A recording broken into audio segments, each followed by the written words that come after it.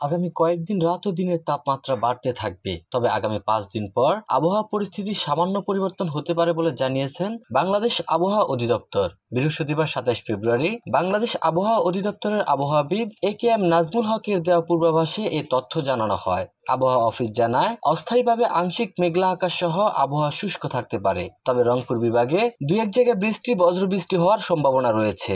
এছাড়া শেষ রাত থেকে ভোর পর্যন্ত দেশের নদী অববাহিকার কোথাও কোথাও হালকা কুয়াশা পড়তে পারে এবং সারা দেশে রাত এবং দিনের তাপমাত্রা সামান্য বৃদ্ধি পেতে পারে। আগামীকাল শুক্রবার 28 ফেব্রুয়ারি সকাল 9টা থেকে পরবর্তী 24 ঘন্টায় অস্থায়ীভাবে আংশিক মেঘলা আকাশ সহ সারা দেশের আবহাওয়া শুষ্ক থাকতে পারে, তবে শেষ রাত থেকে ভোর পর্যন্ত দেশের নদী অববাহিকার কোথাও কোথাও হালকা কুয়াশা পড়তে পারে। সেই সঙ্গে সারা দেশে রাত এবং দিনের তাপমাত্রা সামান্য বৃদ্ধি পেতে পারে। আগামী শনিবার 1 মার্চ সকাল 9টা থেকে পরবর্তী 24 ঘন্টায় অস্থায়ীভাবে আংশিক মেঘলা আকাশ সহ সারা দেশের আবহাওয়া শুষ্ক থাকতে পারে, তবে শেষ রাত থেকে ভোর পর্যন্ত দেশের নদী অববাহিকার কোথাও কোথাও হালকা কুয়াশা পড়তে পারে।